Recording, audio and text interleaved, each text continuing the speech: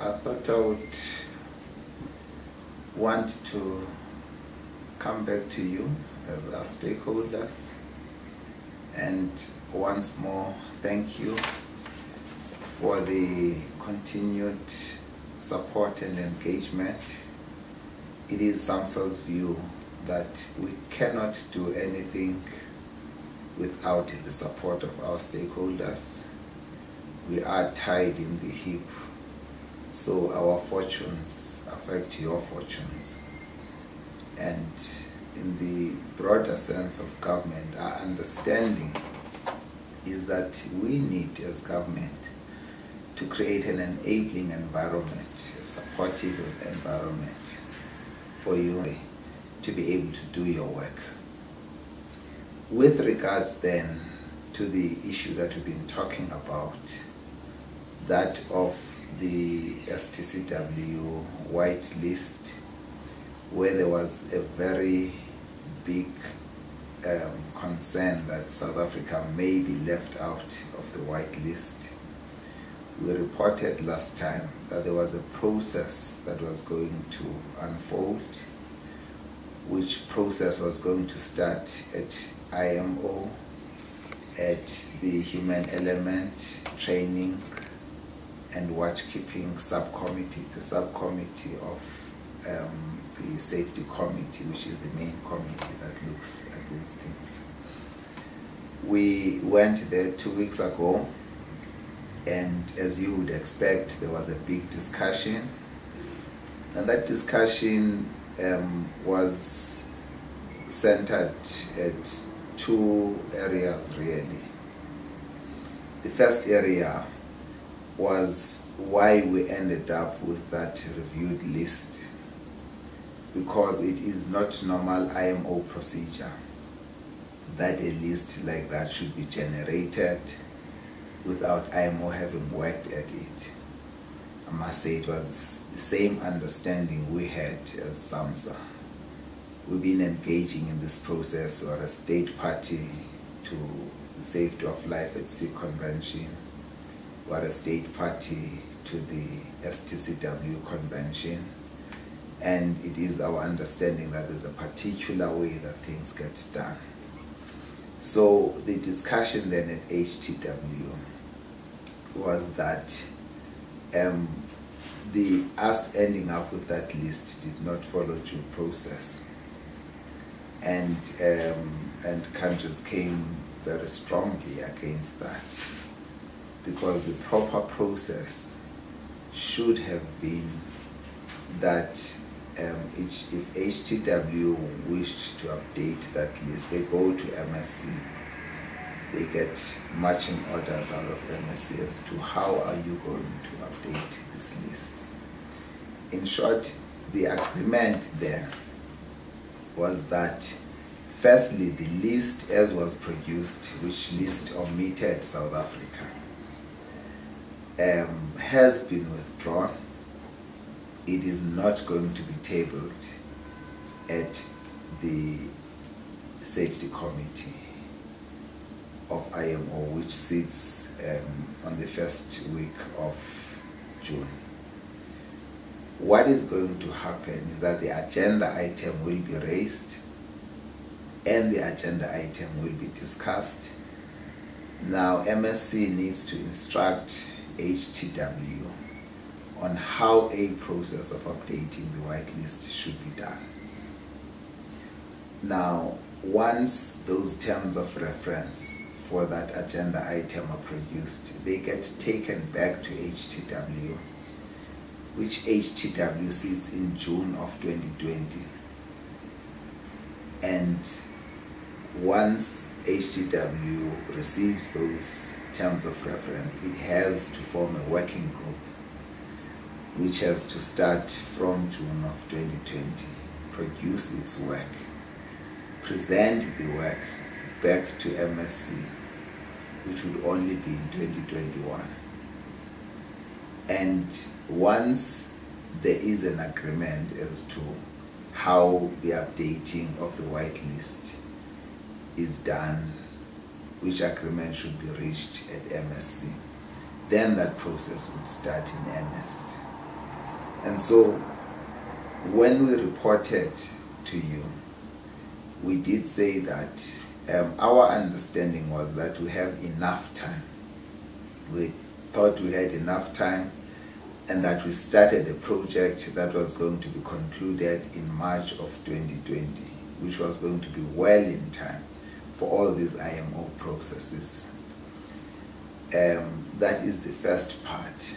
So to give comfort to industry that has been properly managed, I wish to again state that firstly, the list will not go ahead, so we can confirm that we stay on the white list at least until 2021. That much I can guarantee you now.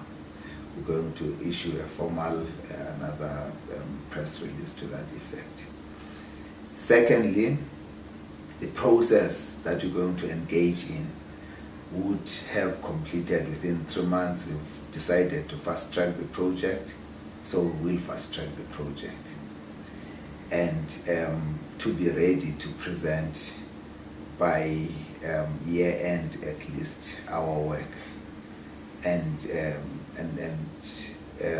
now what we also decided to do was to enlist services of an international consultant who has been dealing with these issues. He comes to South Africa in the middle of July to review the work that we would have done, just as a quality assurance, such that we know what we're submitting at the end of the year has been checked by somebody who has had an opportunity of reviewing that whole system. The gentleman that we're enlisting is retired from IMO, who used to be the person receiving all this work that we need to do, that countries submit. So it is my view, and I'm quite confident that we will correct this and we will be out of danger by year end, notwithstanding how long IMO intends to take to review their processes. We shall be compliant by year end. And I thought that is the comfort that we needed to give to industry, to your stakeholders, training institution, seafarers themselves. And once more, to apologize for having created even this panic to industry. The one thing that I thought we would also want to get to is to also give assurance that we continuously at SAMSA review our processes. On one hand, you've got IMO that makes rules. On the other hand, you've got the administration. You've got a surveyor, an examiner that must examine a candidate as they come in so that they become a qualified seafarer, a surveyor that must step on board a ship such that you can attest to the seaworthiness of that ship. Now we need to constantly look at our processes to say what happens between the time that convention is passed by IMO to the time that that convention must be implemented. Now in between is a whole lot of processes. That surveyor, when they step onto the ship or when they examine that candidate, they have a checklist. That checklist is based on some regulation or on some law.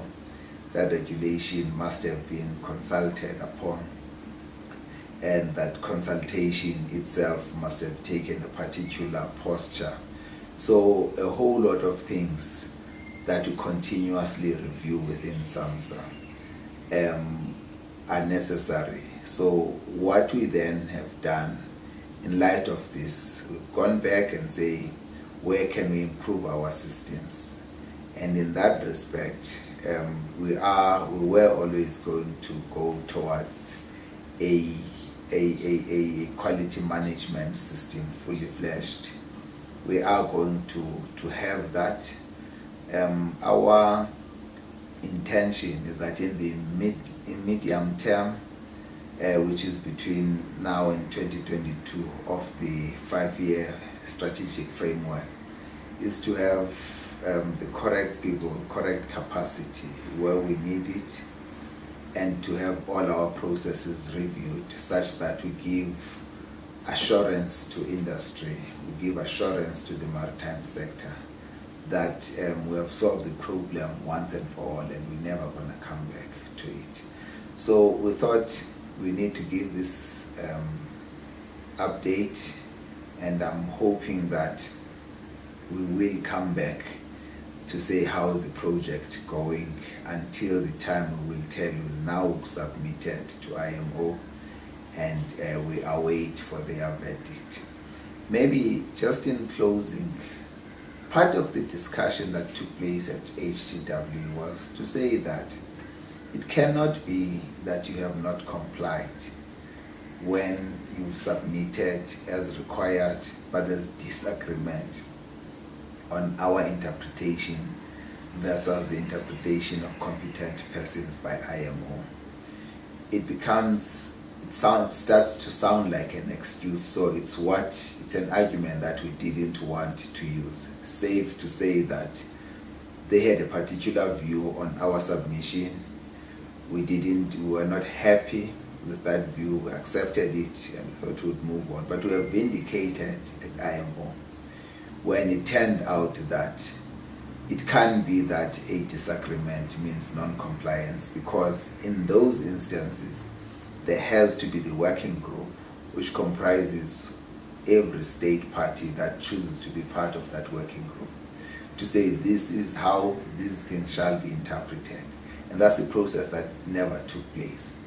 And so I'm coming back to a point where I think we came under a lot of pressure from some quarters of our stakeholders, justifiably so. But even IMO acknowledged that perhaps things might have been managed differently. And so that whole negative criticism becomes slightly unfair. We're not people that take excuses, that make excuses. That's why, for me, it was important that we accept this, accept our part in it, pledge to correct it. As I'm saying, IMO themselves, they've made certain acknowledgements which makes us comfortable that we are not in derelict at any point in time. We always have taken our duty seriously, we still do. We continue to ask ourselves questions as to what might we have done differently. And I'm suggesting that maybe we might have reacted slightly earlier, maybe we might have reviewed our processes slightly earlier, but with the admission of IMO that certain things they might have done differently, it tells us that we are not that bad after all. So once more, thank you very much for the support that you've given us, and thanks for trusting that we represent the country's interests well. It is my view that we've never not taken our work seriously. We do. And it is our view that you still are the right persons to take this work forward, and that we have a duty to react when we think things are starting not to go well. Hence, I'm saying we are hereby reviewing even our processes internally so that we have quicker responses, and we have early warning systems that tell us when things are starting to go wrong. Thank you very much.